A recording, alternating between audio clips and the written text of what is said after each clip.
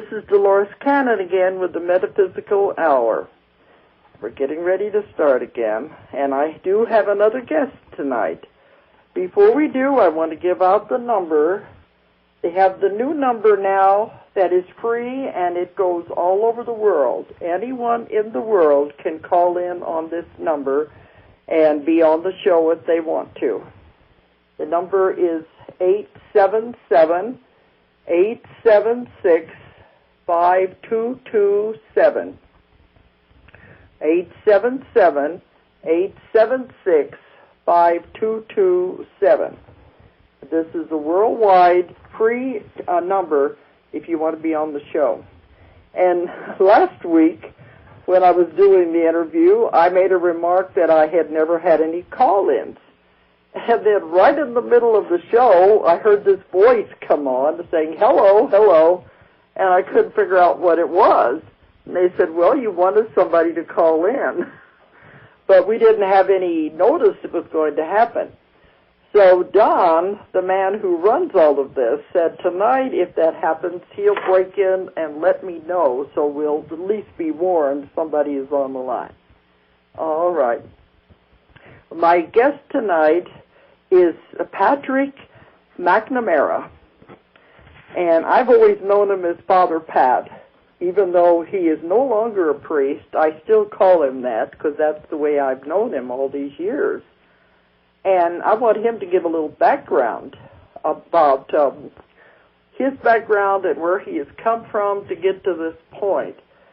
But I knew him, I first met him years ago when he was still a Roman Catholic priest.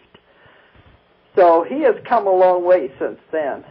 Okay, Pat, why don't you give them your background? Hello, Dolores. Good to talk to you this evening. I thought for sure you'd have an intergalactic telephone number, too. Well, that one, maybe it will reach intergalactically. That would be good. That voice last time sounded like a voice from beyond when it just suddenly never know. You never know. Okay, tell us about your background. Great. I remember meeting you, Dolores, when I was Father Pat, and I think I had my collar on. Yes, you did. I was a Roman Catholic priest in the Diocese of San Diego for 15 years. I was actually raised Episcopalian, but since my dad had been married before, the rules of the church said he couldn't remarry without an annulment, so I was raised an Episcopalian as my mom was. And then when I was in law school, I happened to be living with a Catholic family, and I just felt this push to go to Mass with them one Sunday and just kind of see what it was all about again, because I'd been as a little boy with my dad. And I found a wonderful community. They were singing, and they were smiling faces, and everything seemed to be on the up and up. And so I thought, well, I'd like to investigate this a little bit more. And I just continued to feel the push inside to share this goodness and this happiness and this godness with other people. So I chose, when I was in law school, to go into the seminary and to learn more about how to share this message of an unconditionally loving God, because that's basically the conclusion I'd come to back then. That's what you thought. You thought that anyway. Well, I thought that. Right? Yes, at the time. Okay. Yeah. And then I think everything's in divine order, so I can't say unfortunately. I could say what happened in the seminary and eventually getting out into the parishes, into the trenches, as I usually say, Well, it was quite different than my ideal. You know, I thought everybody was singing songs and smiling and loving one another, and I got into a little bit of the politics of it, the history, the secrecy, the rigidity, and the rules and regulations of the church. And so I was trying to balance that out with my message of love. And I think one of the ways that I did that was to be open to and explore alternative belief systems, alternative ways of expressing how much this God loves you. And that got into the areas that are in the book. Uh-huh. But this is not what the church encouraged, though. Oh, not at all. And, you know, I think I was really blessed because I only got called on the carpet once from my pastor when he found out that I was table tipping, and somebody had turned me in to him and said, well, he's having seances. So I said, well, no, that's not really happening. And he said, well, amazingly so, as a priest, he said, I'm a scientist. I taught science in Catholic high schools, he said, and this is hard for me to accept and believe, so it makes me nervous. So I would really, really prefer if you did not get involved with it. So I just said yes, and then continued on my way. And I had met Adele Tinning, who was a table tipper through Elizabeth Kubler-Ross, and all of these horizons were just opening up more and more from the four walls of the church. And you said you began to would go to meetings and to explore metaphysics? Right. The first part was basically with Adele Tinning, who was a table tipper, and she had monthly meetings, and I'd always be in the back. She would love to say that Father Pat was at her meetings because she believed that the churches were too limited, and she wanted people to see that some aspects of the church were not in this limited belief system. So that was me. And from that avenue, pardon me?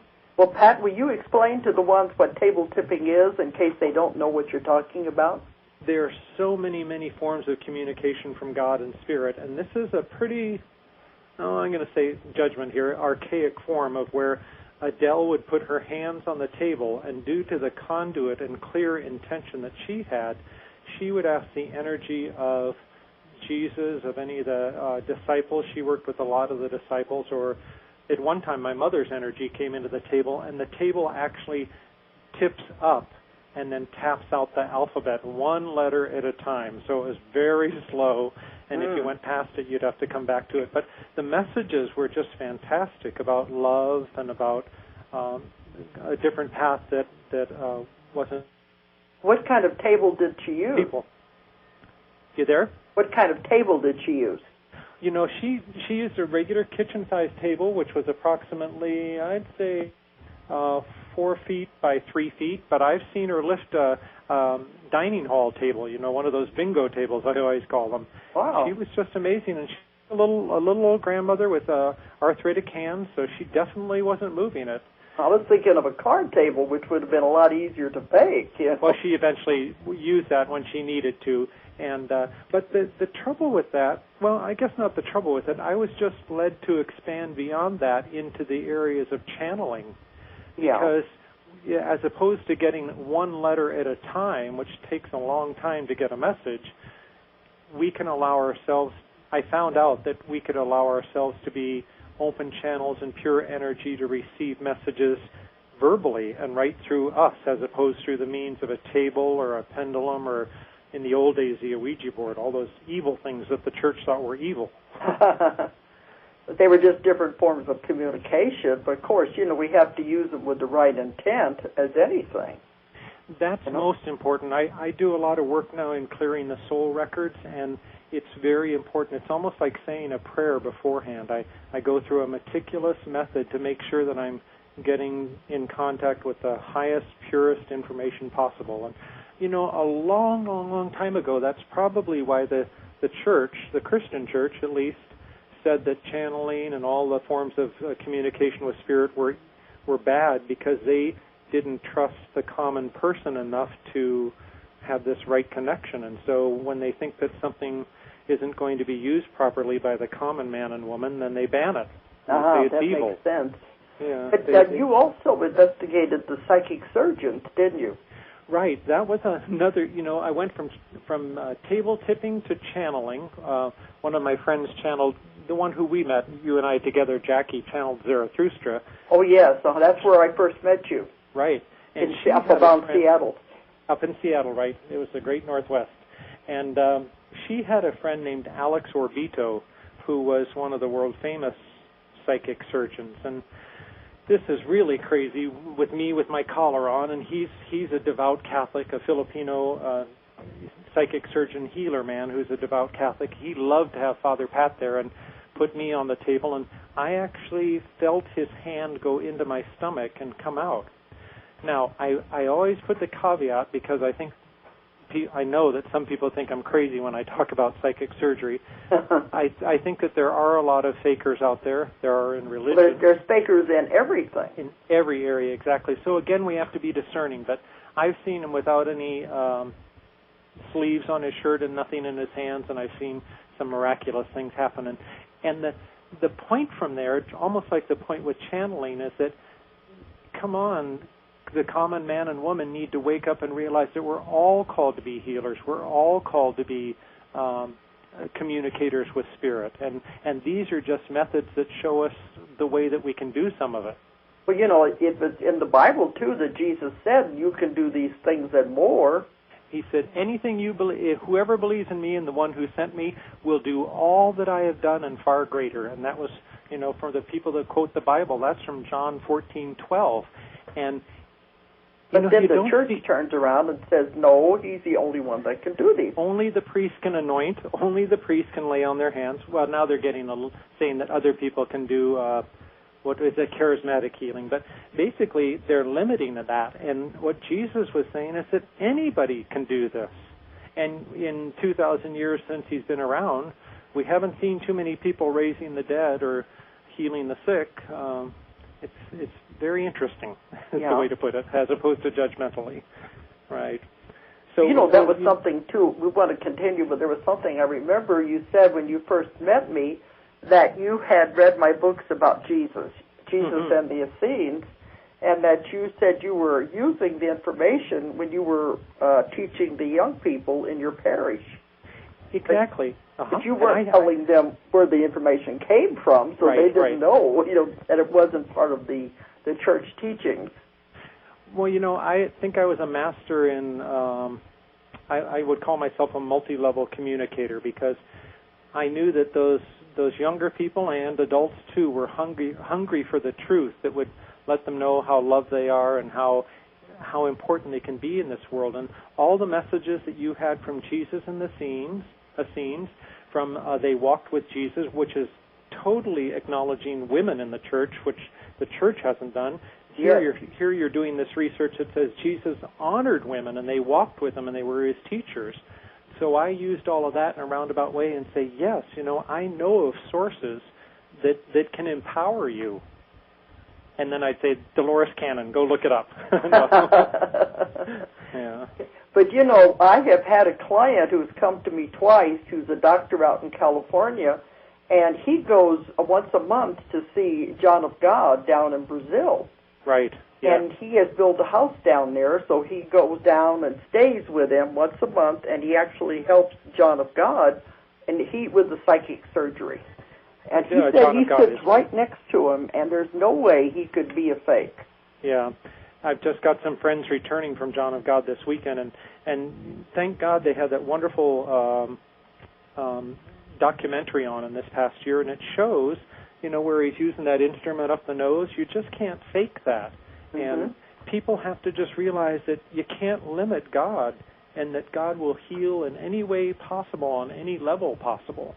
But there's so many people out there trying to say all of it is charlatans and tricks, because they don't want anyone to think there could be something bigger than us. You know, there's a part of me that probably has held on to a lot of anger about that and a lot of frustration that people are so rigid and limited. Yeah. And yet there's another part of me that says, well, you know, even some people had to believe in Santa Claus for a while to know about goodness and gifts. And so I'm trying really, really as hard as I can not to be too judgmental. But the fundamentalists and the hardcore Christians, or any religion really, that says that you can't do these things are just like they're living in the four walls of a box. Yeah. And they don't know that there's a wonderful world beyond those four walls where you can be freer and do so many more things. Because we all have psychic abilities, but all we have to do is explore them and use them. Exactly. And, you know, at one of the ends of the Gospel I think it was the end of the Gospel of John, they said, there are so many other things which Jesus did, were every one of them written, I suppose the world itself could not contain the books that would be written.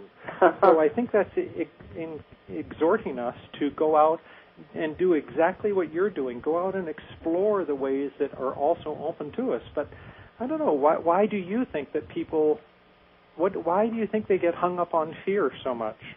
Well, I think a lot of it is the church, because they do try to instill fear. And they're always still bringing up the devil. and those, kind of things to make people think they're going to go to hell if they don't do exactly what they're told. Boy, that eternal damnation and fire, it will just scare the heck out of people, won't it? Yeah, because we know that you do have the abilities to do this. Right. But you did say a lot of these times when you were going and exploring metaphysics and, sitting in on these things, you said a lot of times you didn't wear your collar because you didn't want attention. In both ways. I went to the Native American gatherings a lot. Jackie, who channeled Zarathustra, took us to a lot of Native Americans and opened me up to those ways. And that would be one example where I wouldn't want to wear the collar for the negative effects, because I think that the church has been very detrimental to the Native Americans, and they would try to convert them all to become good little Christians. And so I didn't want to wear that badge. But also, you just don't want to be holier than thou, and I wasn't trying to impress anybody there, whereas Adele was trying to impress everybody that a Catholic priest believed in her stuff. The Native Americans could care less what a Catholic priest believed in. But I think eventually when I told them, and I was able to share experiences through them, such as getting my power animals, getting my power guides, and getting some messages that they validated, it was a good mix for both of us, where we could not have to put on any airs at all or put on any collars, so to speak. Uh-huh. Let me see, you did say, wasn't your parish down in San Diego? Right. Uh-huh. Yeah, how many years were you a Catholic priest? 15. I was actually in the system about 20 years. I went in the seminary in 1975, and then I left about 1994. Uh-huh. To get married. Hallelujah. Yeah, because I figured we were taking you step by step up to that point. Yeah. But I remember you told me the story that you didn't mind being in the church, but it was lonely. Yes, that's part of the thing, too. I loved being in the church and making people smile, and making, to a good sense, making them cry and making them feel like they're loved and a part of everything. And nothing made me happier when somebody was in the confessional and they would be crying tears of joy to hear somebody say, hey, that's okay, you're human, you make mistakes and God loves you, we just move on. And it's like the probably misquoted Mary Magdalene story, well, go and sin no more, at least try and start here and make a new life, a new path and everything. And those moments were really, really joyful for me, and sharing Christmas and Easter and all that was joyful with me. But I'll never forget counseling too. You said counseling was great, because I try to help a burdened heart become unburdened and give them a little support and break. But I remember you told me the problem was, how do you counsel families if you don't have a family? That made it difficult. Yeah, and I still don't have any kids, and I just bless people that have children, because it is a whole different world. And, now Colleen and I have no children, and we can relate a little bit to our nieces and nephews who have families and kids that they're raising, but really it's a whole different world. And we're married, but to be a celibate priest where they live in the rectory with no interaction and relationship, it's very difficult to sit there and counsel and say, well, maybe you should do this with your wife or this with your husband, because none of us had training in the seminary. We took I think it was a 6-week course, which was once or twice a week, on pastoral counseling, and it covered so many subjects that there wasn't any time to really learn anything about counseling. So, a lot of the guys I think nowadays are getting their masters in counseling, but still, they can't really relate. No. But tell the story of, I could say it, but I think it comes better from you, because I remember what you told me, that you were lonely, and when you decided that you wanted to have someone in your life. Well, do you remember how you told me you said it, how it happened? Probably, but I remember that first Christmas, which was like about 14 years earlier, where I finished Christmas Mass and Christmas Eve Mass, and I went up to my room and I just bawled. I just cried and cried, because everybody got to go home to their families and share the joy of Christmas, and I didn't get to do that. Well, it took me about 14 years or 13 years later to say, okay, God, this is enough. All the signs are there. I've seen a lot of things, and I'm just ready to move on. So would you please bring me a blonde, blue-eyed lover? I remember you saying, I want someone in my life, and while you're at it, God, can you make her blonde and blue-eyed? Exactly. And, that was in, I don't know, it was maybe in May or June or something like that, and that's when I met Colleen in October. Yeah, they deliver quickly, don't they? Very quick. Well, I want things quicker than that, but that was very quick. That was much quicker. And it's amazing how, there's a lot of talk out now today about the law of attraction, and it's what one of the bottom line is what the genie says is your wish is my command. Well, when you ask something from God, Spirit, angels, whatever you call that now, if you ask and you intend it and you vision it and things like that, that's the way to bring it forth to you. So Colleen, on the other end of the line, was at home months and months before, where she actually made out a list of the perfect attributes of her husband that she wanted to draw in. She had 45 items, and she put that on her mantle next to an empty picture frame, and she said, "Okay, God, you fill the void. You take care of that." And so she was manifesting also. Exactly, and so on the eve of our wedding, she gave me the list, and she said, "See, Prince, what a good." She calls me Prince. She says, "See, Prince, what a good manifester I am. I got 44 out of 45 items on the list." So yeah, it's manifestation, right? Well, tell us something about Colleen, because she's not your average woman, I don't think.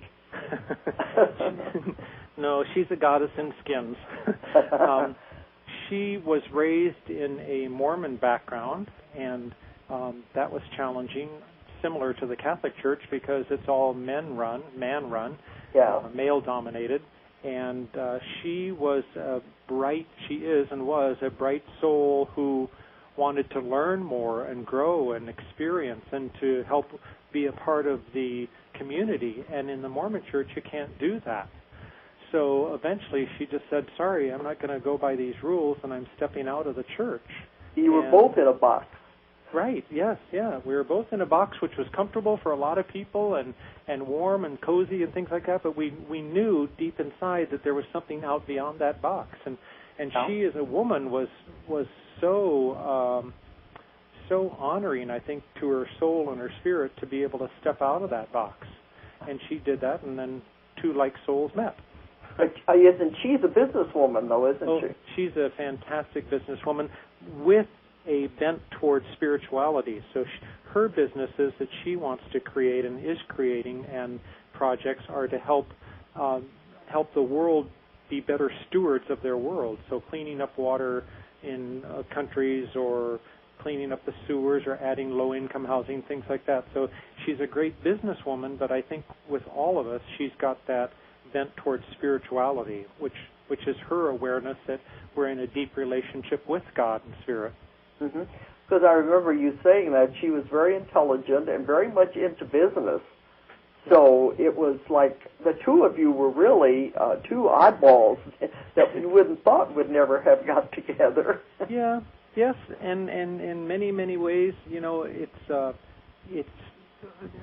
knew the first time I sat down next to her at the channeling session, she was with her ex-husband, who happened to be driving her out to Seattle, and I happened to sit down on the couch, and she was in the middle, and I felt a bolt of energy go through me, and I've never felt anything like that before. And so Jackie said, I said, "What's going on?" And she said, "Now just be patient, we'll see what God is up to." So if in my weakness or in my inferiority side looked at her and said, "Wow, what a fantastic businesswoman, smart, beautiful, all that," I would have said, "I could never match with this." But in my mastery, I realized, hey, we could be a good match, and we can be a sign to other people out in the world of what it means to love one another. And but I remember you did have a lot of problems, coming to terms with this idea. Yeah, well, because in the church, and you're not a little bit, but when I'd made that commitment to say, "Okay, God, this is time to move on, so send me the perfect right person," I had kind of had it with all the politics and the gossip and the rules and regulations and the way that the church was becoming more and more conservative. So there was almost a part of me that was unconsciously being magnetically attracted to her and just going with the flow without letting my mind get in it too much, saying, oh, I'm breaking my vows or doing this or that. So I really, luckily, went a little unconsciously into it through the avenue of love. Mm-hmm. So that was the good part. And, you know, it's been a continual growth. We just had our 11th anniversary, and we're still continuing to learn and grow with each other. And I didn't realize it had been that long. 11 years, yeah. Yeah, because I know when I've met both of you. It was way back then. Right, that was the first time. I think she was there the same weekend that you met me. I believe so, because I know it was at Jackie's conference up there. Right, we just live nearby that now, out by Mount Si at the Rainbow Lodge. We had a great conference there. Oh, so you're up there in the mountains. Right, yep. Okay. And I know you said you wanted to move from San Diego up into that area. Well, you know, actually, Colleen was moving down to San Diego, and that's when we kind of hooked up and started to become friends and going out to dinners and movies and kind of falling in love with each other. I fell in love first, I always tell her. And then I gave official notice to the church saying that I want to continue my active ministry beyond the four walls of the church, and the bishop kind of looked at me like, what are you talking about? And I said, well, you know, I want to get married. And so they're kind of in a bind at times. They just say, okay, take some time off and then do this. So eventually I left and got married, and we lived in San Diego for maybe 8 years. And I was a hospice chaplain for a while, which was very a great environment where I could just share the same messages. Yeah. But eventually the energies in San Diego and Southern California, they're really getting dense and busy and crowded, and so we decided to take some time off for a year, and we moved up to Central Washington. Because I know every time I go out in the L.A. area, it's the energy there is very heavy, very dense. It is, yeah. And I just don't want to be in. I go to California just to do what I have to do and then get out of there and go home. One of our friends was just there recently, and he said he sensed a rage, R-A-G-E, with people, that everybody was so underlying angry at life and at the pace that they had to go and the hecticness, and it just seems like they're just in a rage down there. Well, you know, there's many people are moving to where we live here in the Ozarks. And they said they're leaving the coast. They want to get away from California. Yeah. A lot of them don't know why, but they seem to be moving in where we are here in the mountains. And we used to be isolated, but people do want to get away from the coast. But, you know, it makes you wonder, do you think, well, there could be many reasons, but do you think they subconsciously know something's going to happen out there? No, I'm not too much of a fear, not too much into the Scalian map and the fear and things like that. I believe that everything's going to work out pretty smoothly. Yeah. I could edit all that. But, you know, I think that there are other reasons why they move. Like, we're in Seattle, and it still is close to the coast, but the trees are so alive here. There's so much oxygen in the air. And you think it's just having so many people so cramped into those areas. Yeah. That's why the energy is different? I think so. I think definitely so. Right. And it could become a paradise too. Now, who's to say that some catastrophic thing isn't going to happen and lower the population of planet Earth? That could happen, but I think, not to say that we're better or enlightened or anything, but I think we're just choosing to stay in a dimension where none of that will happen to us. Yeah, that's what I'm writing about now in my last book and lecturing on. It's called The New Earth. You know, we're going into the vibrations and the frequencies are changing as we do shift into the New Earth. Well, great. Get that book out soon. Well, it's already out. But The New Earth? Yeah, it's in the Convoluted Universe book too. We love that book, and we've quoted out of it before. I thought you were going to do a next one because. Oh well, you know, I probably will because I'm getting more information. I'm sure you will. But you know that is in the Bible too. It does talk about that. Those left behind and Revelations. All of that goes along with it. Well, you know, I used to preach as a priest. I used to think that people would think that I was crazy, but I said I really believe in the second coming of the Christ will come, but it's not going to come through Jesus coming down on the earth and saying, here I am. Yeah. It's going to come to all of us, awakening up to the fact that we too are called to be Christed beings and to do everything that he did. And you know, that's where I think the separation is going to come. There's going to be a dimension where people who are not going to accept that, they want to continue on in their density and their lower vibration, they'll get to do that. But it's almost like in Africa, they don't know anything really that's going on in Seattle. The lower vibration people will not have any idea of us living on this new earth that is very, maybe even in the same place as the old earth. Who knows? But there's nothing wrong with that. It's just where everybody is going to be in their development. Exactly. And I felt the same thing. I just got back from India last month, and it was a very heavy, very dense energy. Yeah. But the same way, with so many people crowded into such a small area. But I think, like out in California, too, you do have the rat race. Everyone is just, it's so hectic, the traffic and the people, and you do get to pick up on that after a while. And plus, with the photon belt or whatever is causing this shift in time and how everything speeds up so much, it makes them even crazier. Oh, yeah. I feel it when I go to New York, too. I try to stay out of these big cities as much as possible. Right. Well, I think when people get more and more the message that you're preaching, so to speak, that I'm preaching, that we are one with God and that the kingdom of heaven is within us all, and we start honoring that and living that out in our actions and our words and all those, our relationships, then it will maybe it will manifest the reality of the kingdom of God on earth now. Yeah. It's heaven on earth. What's our Father who art in heaven, hallowed be thy name, on earth as it is in heaven. Yeah. So.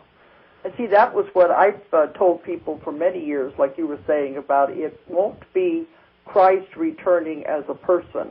Right. It is more like a Christ energy, a Christ consciousness that will spread. That's what I've been told. It would spread all over the world, and any of those who would accept it and understand it, that would be the second coming.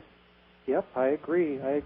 And when I went to go visit the pyramids outside of Mexico City called Teotihuacan, that was called where men and women became gods. And that belief system thousands of years ago was trying to instill in people that they can have this Christ energy. But I knew that way back then they weren't ready to live that out, I guess, in its fullness because they aren't around anymore. But I think this time it's going to be something really different and magnificent and wonderful. Mm-hmm. I'm hoping. Yeah, and those that are not ready, that's all right. They will stay with the old earth to work out their karma, and then they'll be ready to go on somewhere else. Yeah. There's no wrong or right with it. It's just where we are in our stages of development. Exactly, and I think it's, I don't know about all this karma stuff, but, I would say it's when people can eventually awaken to the fact that they are one with God and that they're beautiful spirits. So maybe karma or maybe those old programs and lessons which I work on clearing out of the soul records prevent or slow down somebody from this awareness. But I think it's an awakening process that people are being called to. Yes, because that's what I'm getting now. I still do lots and lots of clients. And a lot of what's coming through now when I'm doing the hypnosis is that they don't go to past lives anymore because it comes out in the session that the past lives are not important anymore. Wow. Focus on now and where we're going from here. Yep. And so I'm getting a pattern of that. So things are definitely changing. And so is it their soul that's trying to tell them, like during this session, we aren't going to go to a past life, but we're going to give you ideas about who you are so you can go forward? Is that what happens? Yeah, because you might call it the soul. I speak to more or less like the higher self, the higher consciousness, the oversoul, whatever you want to call it. That's what I speak to when I'm doing the sessions. And it comes out and tells us which direction, what we're going to do in the session. And we have healings. A lot of things happen during the session. Right. But it's happening more and more now that it's saying, don't worry about the past lives. That the karma has been dealt with. We don't need to even go there. And we are be more concerned with what's happening now in the person's life and where they're going from here. Exactly. So I think it keeps happening with my stuff. If it keeps happening through so many different people, then I think it has validity. Because these people don't know each other, but yet the same information keeps coming through. Yep. I believe that's very true. And I'm seeing more and more people when I go to clear their soul records, which includes past life, that it's really cleared really easy, and then they may still have the same issues. So I'm saying, well, it's all cleared. You are, I anoint you now as a conscious being to say you make the choices that can help you this way. Because it's time. We've been caught in the wheel of karma for too many years. Yeah. You know, when I said that in my book, too, churches always saying Jesus came to save us. I said the only thing he came to save us from was the wheel of karma, because we were caught on it, going round and around, making the same mistakes, not learning anything. Yeah. And he was trying to show us how to get off of it through love. Yep. And love is the greatest power there is. It is, and he was trying to save us from our false beliefs, from our imprisonment, from our oppression that we do to ourselves and others. Yeah. Yeah. And the church took that and twisted it to where that message never came through. Yeah. Well, I always say it's a holy Bible, and there are a lot of holes in it. But that's a good way to put it. Yes. There is some holiness. There is some good stuff in there. Yeah. And I think what's really exciting nowadays is the Gospel of Judas, the Gospel of Mary, all the new things that are being discovered not only through the archaeological digs, but through your digs, that you go do in different consciousness and dimensions. And it's just helping to ring the truth that can set us free. Well, I know on the news they said when they were talking about the Gospel of Judas, the church was saying it was faked. And they said, well, it's been proven to be authentic. It goes back to the 2nd, 3rd century. And they said it was faked back then. But if that is true, then they mean the entire Bible was faked. It all comes from that long ago. Yep, so they are contradicting themselves. Yeah, well, I don't know what the solution is. I think that eventually it's going to be almost like with governments. There will be no more secrets, and the truths will be irrefutable, and they'll have to say, look, the truth is that the church went in and got rid of 14 Gospels and 28 books or whatever the numbers are, and they rewrote these 4 to try and make it a little bit more bent toward their power and authority. Yes, and that happened in the 3rd Council, or the 5th Council, or the... I think it was the Council of Nicaea, somewhere back then. And it was about 300 or 500, somewhere in there is when they did all of this. And, there are people out there that deny that ever happened, but it is a matter of record. Right. But I think it's selective memory. They just don't want to remember those things. So yeah. It's funny. It was like when the last pope said, well, only men can be priests because there were only male disciples. Yeah. Well, he had total access to all the documents and all the archives that would say, no, look at Mary Magdalene and many other women were very close to Jesus, and they just choose not to see that. And it must not be in my the right books, time. I found that he had many, many women followers as well as disciples, because women were better able to understand what he was talking about from the metaphysical point of view than the men were. It's very true. Because they are more sensitive to these kind of things. Yeah. And so the church, for some reason, didn't want people to know that he had women followers. Yep. I guess it was all a power game, but, it was. And I found out now that Mary Magdalene, she was a very powerful person. She was an Egyptian priestess. Right. I would strongly suspect that, and the church made her out to be the prostitute because she was too powerful. And she was taught a lot of the secrets, and that's why her and Jesus were so close, because they understood each other with their way of thinking. Right. And they said a lot of the men disciples were jealous of that because he could talk to her. Yeah, Peter was totally, but then I think in the new Gospels that are coming out, maybe the Judas Gospel and things like that, they're saying no, she had a lot of truth and a lot of wisdom. And I hope that one day, and you've done it through the Jesus and the Essenes and the other ones, where we'll learn more about Jesus' life, that he went out and studied so many different disciplines with so many different women, men, teachers, masters, and all that. And it will just be something that gets us freer and set us free. And, you know, when I did my research, a lot of it was sent to me, books that are very little known, that nobody knows about. I think I called you one night and told you about the one that was sent to me, where it talks about what happened after the crucifixion. And Mary Magdalene was responsible, her with the 12 disciples that were remaining, and Joseph Arimathea and Lazarus. There was a whole list of them.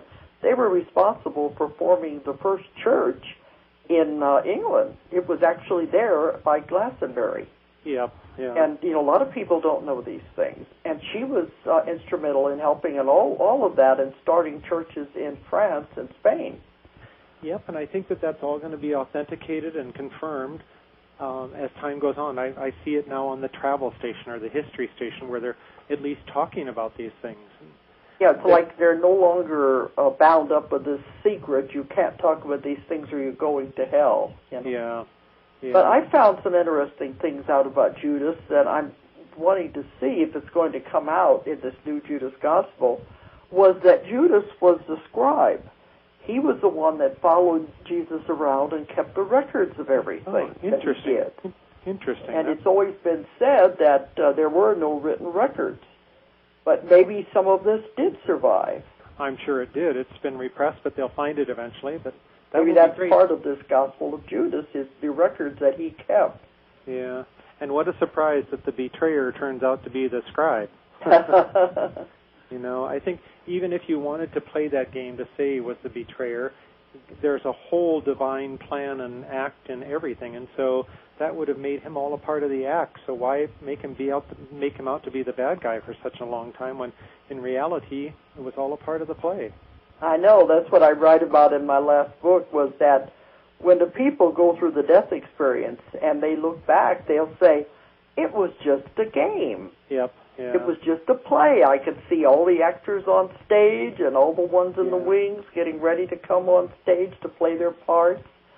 But they said when we were there, it was so serious. Well, what do you think makes people not get that message, that it's all a game and that you can choose and you can laugh and just set the stage? What have you found to be the number one reason that's, now that they know that truth, that prevents them from living that out? Well, I think, you know, we get caught up in the game. We get caught up in the illusion, and we forget it is just an illusion. Yeah, I was really depressed one day. I can picture the exact intersection. I was going over to the Catholic high school teaching, and I was frustrated with something and really down, and I looked up in front of me, and there was a bumper sticker that said, "Don't take life so seriously. You'll never get out alive." And I thought, wow, we're taking life way too seriously. Yeah, because, well, see, I do a lot of work with swamis, too, in ashrams. You know, I talk with everybody, everywhere. And one of them was telling me their teachings with, I think it was Sivananda is their teacher. He was talking about that he went to a movie, which he didn't usually do. It was a horror movie his friend wanted him to go to.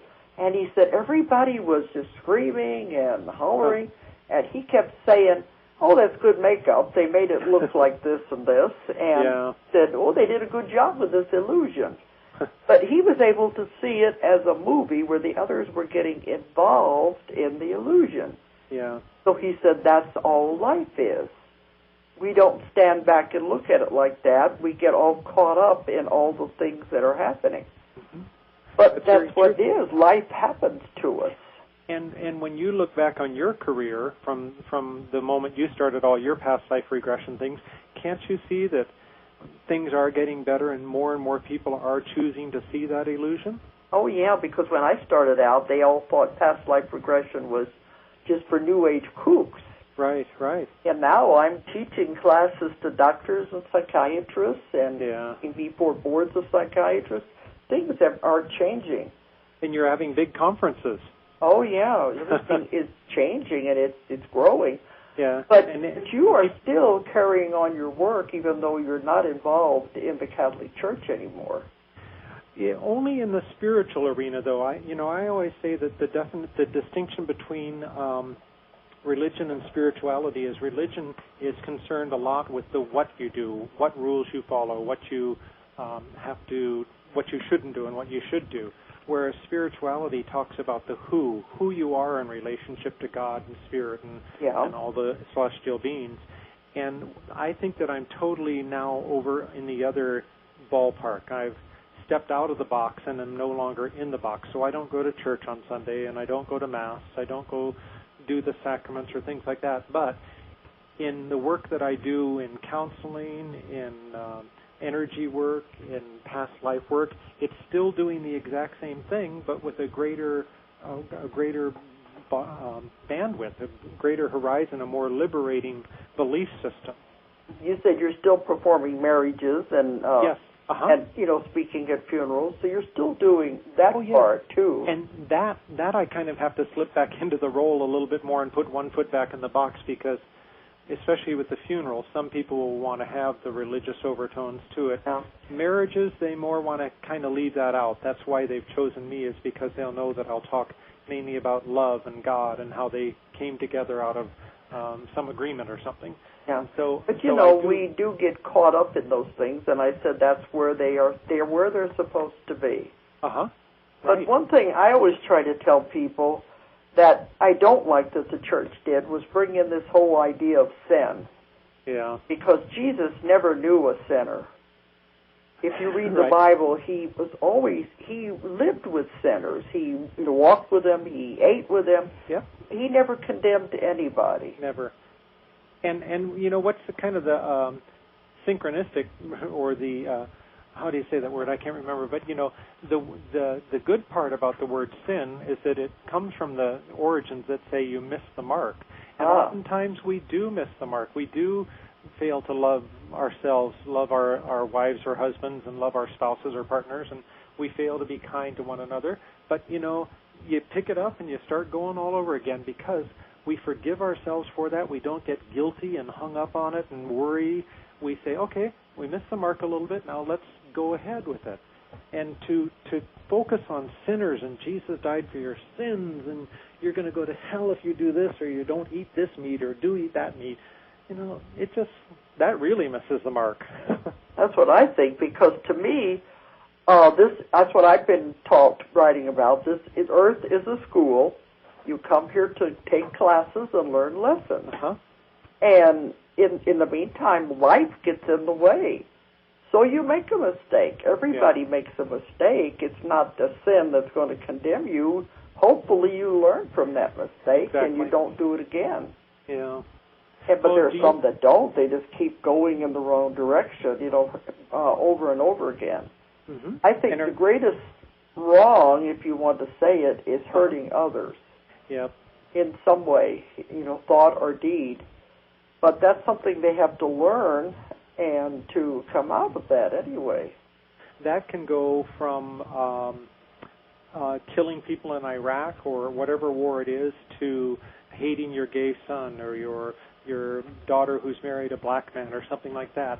So we're hurting people in so many different levels, and Jesus said you need to stop that. It's only about love. Love God, love yourself, and love one another. Because this is just a shell that we're in anyway. The soul has no gender. It has no race, no religion. It's just it is neutral, and it's experiencing, and it goes from, I always say, the suit of clothes. This is the suit of clothes you're wearing right now. Yeah. And once you begin to understand this, we're all one.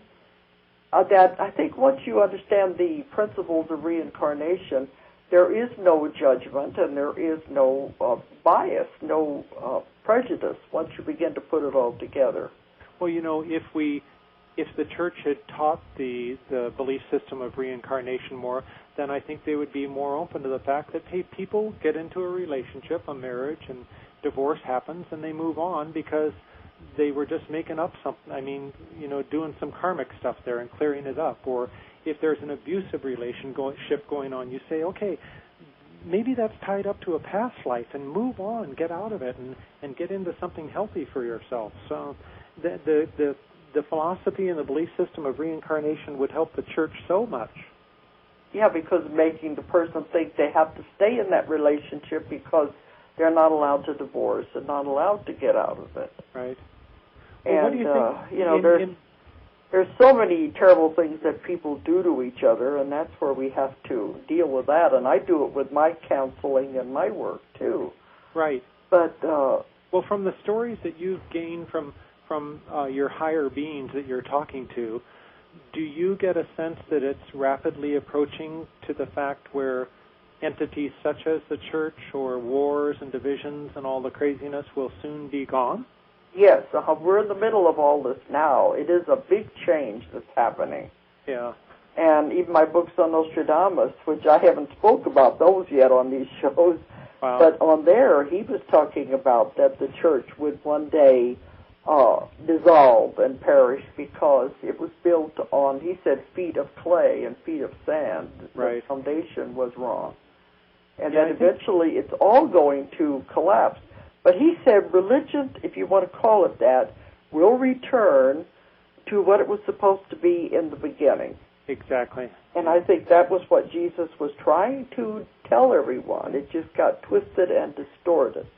Yeah, I find no fault at all at people getting together to, in small groups and sharing the goodness of God and Spirit and what we're here to do. But, then when it gets into the rules and regulations and say you got to follow this and don't do this, that's where it gets askew. Yeah, because that's what I found. That was the way Jesus, if you want to, he didn't want a church. When their boy said that, he did not want a religion or a church. But they had meetings in people's houses and right. and caves and on the beaches of the banks of the Galilee, and that's all they did was talk about these things. And they let anyone be the leader or talk. They didn't want any one person to be over anyone. It was sharing their experiences and their thoughts and what they've learned, how to heal and metaphysics. That was what it was supposed to be at the beginning.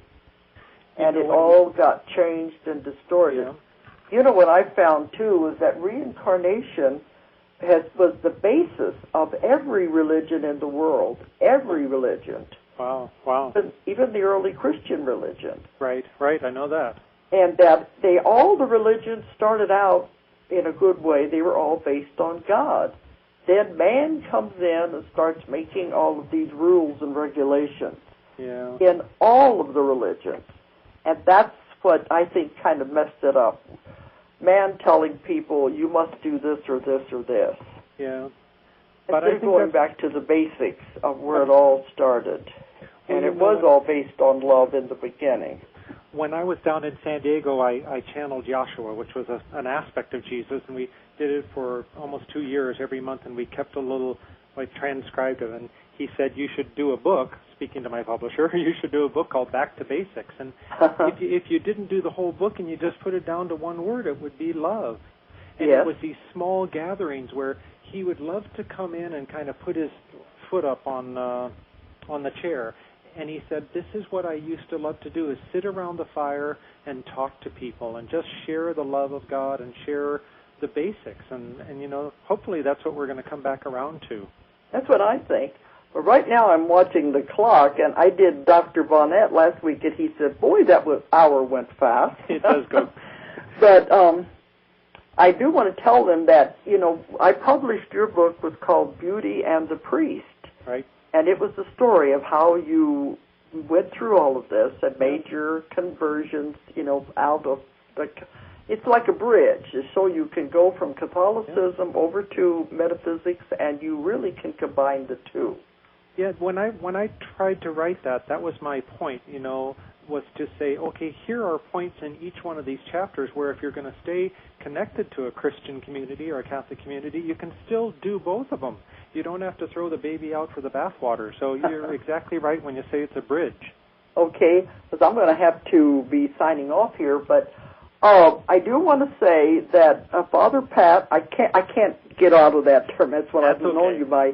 He is going to be a speaker at our conference that we're putting on here in Fayetteville, Arkansas, the Transformation Conference. He's going to be here, and he'll be speaking. He's also going to be interacting with people during the breaks. So if anyone comes, they'll be able to talk to him. And I know we're going to have a wonderful conference.